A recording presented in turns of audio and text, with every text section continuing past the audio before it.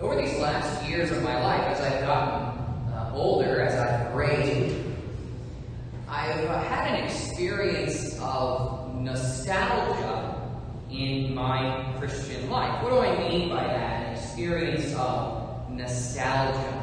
Well, wistfully remembering the devotion of my youth.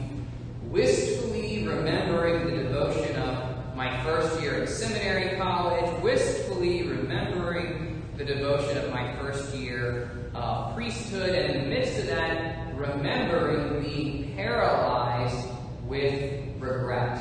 That ship has sailed. That devotion has sailed. And it's not possible for me anymore. Believing one of two things. Either that there's no future of devotion for me, no future of growth for me, no future of change for me, or that I somehow have to recreate the circumstances of my 22-year-old life in order to ever be devoted again. Believing that there's no future or believing that there's only the past. Maybe you've had similar experiences. Maybe with your Christian life, maybe with other things, your personal life, your marriage. When you, wistfully remembering some past decade or some past year, being paralyzed with regret, that ship has sailed. And surrendering to either of those lives. There's no future for me, or I've got to recreate the circumstances of that decade in order to be devoted now. Today, in our readings, the Lord speaks through those two lies. No future, only the past.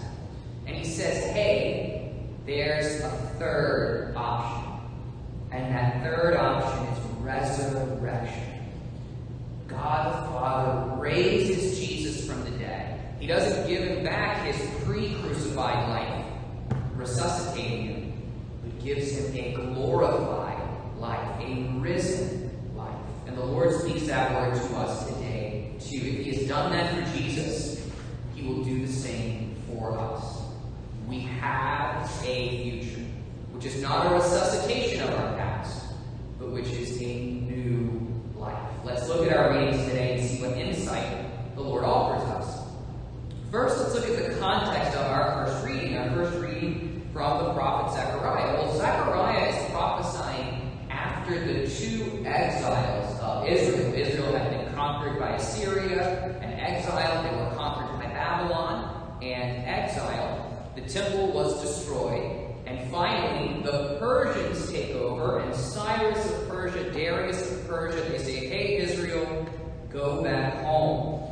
Well, many of those who are in Babylon, they say, we're just going to stay here.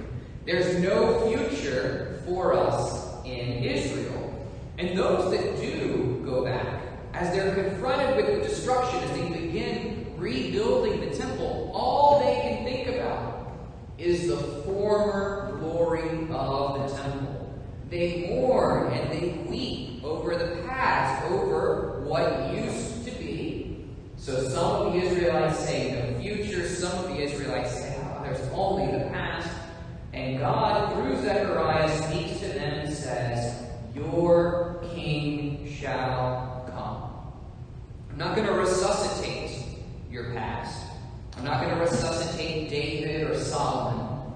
But what I will do is give you something new. Your king shall come. Not a resuscitation of the old kingship, but a new kind of kingship. A kingship that is just and meek. A kingship that banishes the instruments of war. A kingship that brings about a universal peace.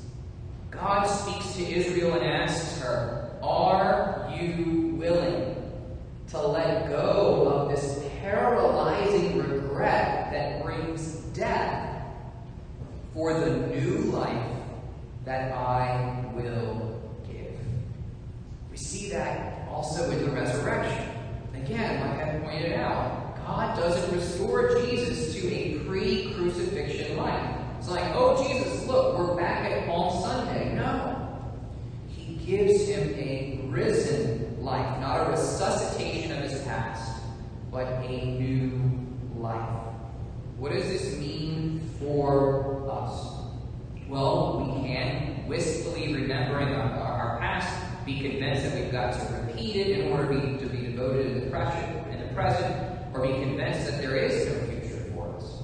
But the Lord speaks that word of resurrection. So when we remember our past, we allow it to lead. We make a choice for that remembering to lead to an act of faith. What does that mean? The same God who is the source of my 22-year-old devotion, the same God who is the source of my 26-year-old devotion, that God hasn't changed. He's still here. He's still as powerful as he was when I was 22. He's still as powerful as he was when I was 26. He's still as loving. In him, I have a future. In him, we have a future. In him, we leave behind paralyzing regret.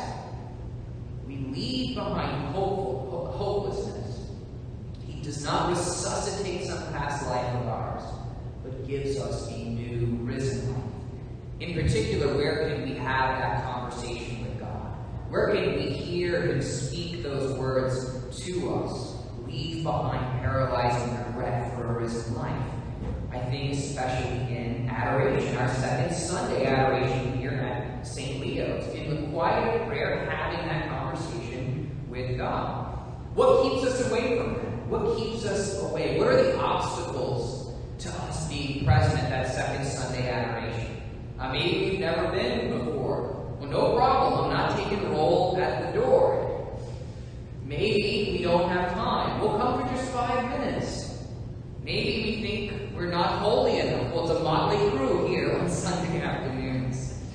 I had a priest friend who once told me as I was becoming a priest of the Diocese of Lafayette, he said, it's a motley crew, but it's the only crew you got. I think the same is true for us as a body of Christians. We are a motley crew. But that's the crew that the Lord has given us. So maybe you say you're not holy enough. Adoration is for everyone. Maybe you say you don't know what to do. We put out a little basket on a table. There's books in there, prayer cards, and that's a start. So we move those obstacles. By God's grace, we shove them aside and resolve to engage in that conversation of prayer. Sometimes wistfully remembering our past, it can lead you, like me, either to saying, I got no future, or I've got to recreate the circumstances of some past life in order to be holy today. And the Lord speaks through those lives. He doesn't want us to recreate some past circumstance of our life if we can't. He doesn't want us to surrender to hopelessness and regret. He wants us in faith to turn to him and say,